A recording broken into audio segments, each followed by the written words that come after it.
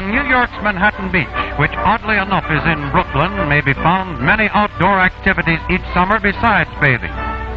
But its most interesting experiment to date, and one it may proudly boast about, is an auxiliary life-saving corps made up entirely of young women, whose duty it is to assist the regular guard patrol in their watchful work of protecting the lives of the public.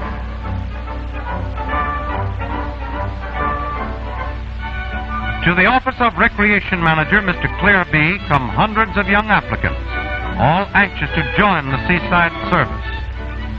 After a careful check as to general health and athletic ability, those selected for a tryout are taken to the medical station and given a thorough physical examination by the beach doctor. For the preliminary tests as well as the training later will be extremely strenuous. And now those who have passed the medical examination are lined up on the beach and inspected soldier-like by Chief Lifeguard Lou Phipps and Captain Madeline Carson, head of the girls' unit. In the first preliminary test, each applicant must swim from the shore to the lifeguard boat, a distance of about 150 yards against wave and tide.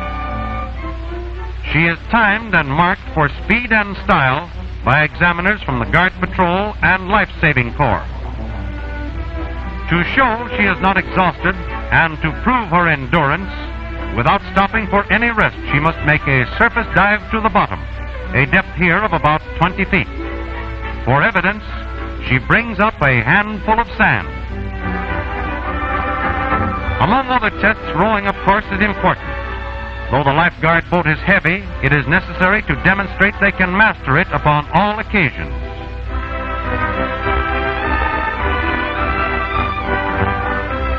Exhaustive tests have eliminated many, but those that remain are now ready to take the training.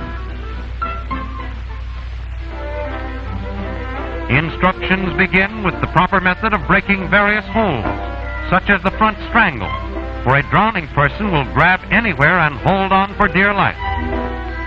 Another dangerous hold is the double wrist lock, which must be broken in a firm manner, for otherwise the rescuer would go down with the victim. Two people locked in each other's arms also present a serious problem, unless efficiently handled. After a hold is broken, the right method of water carry requires one arm to be kept free for swimming. And now the girls are shown the right way to carry and to pass a drowning victim from one guard to another, known as the Pony Express. The victim is held firmly and securely to prevent slipping or falling, yet at the same time as gently and comfortably as possible under the circumstances.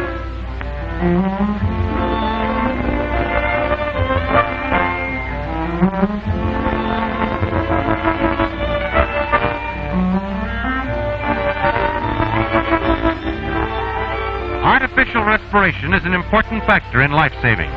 Here, the use of an inhalator in connection with the prone pressure method is demonstrated. Resuscitation by relay is necessary, for it sometimes takes many hours without pause to start the victim breathing again.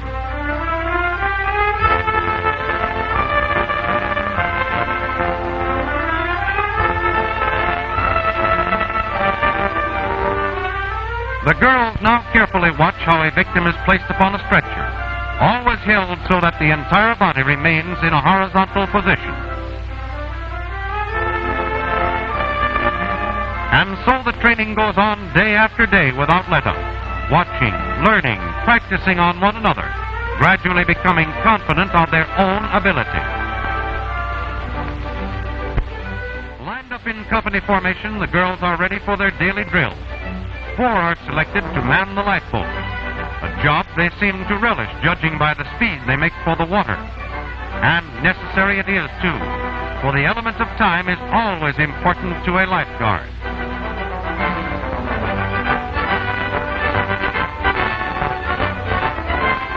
More practice, this time in deep water. She throws out the anchor to hold the boat in position, dives overboard, and rapidly swims toward a make-believe victim, holding her head high so as not to lose sight of the subject.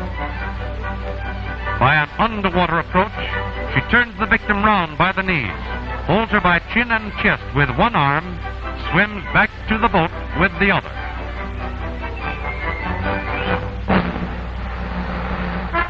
Every morning the troop assemble and take their swimming exercise, a distance of half a mile at a speed set by the leader. Yet the mermaids seem remarkably fresh at the finish.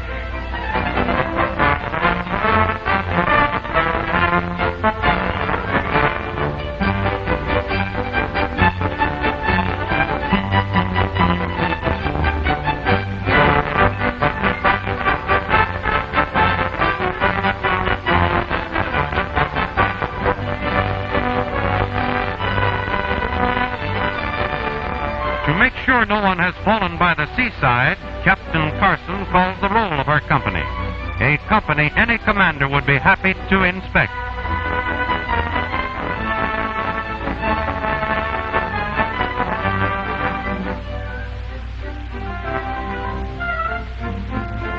At last the day arrives when the girls are permitted to take over a part of the beach under the supervision of the regular guard patrol.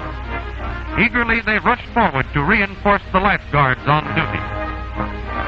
The many hours spent in training and drill now take on definite meaning.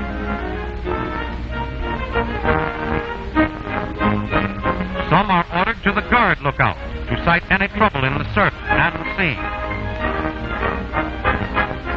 Others man the boats or patrol the beach, always ready to lend a hand in any emergency that may arise, or to keep a watchful eye on the younger children who are brought to this seaside resort in great numbers.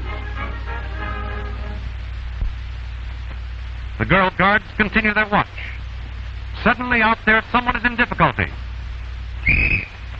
Without a moment's hesitation, she's off the stand, off to her first call, off to a child floundering far out.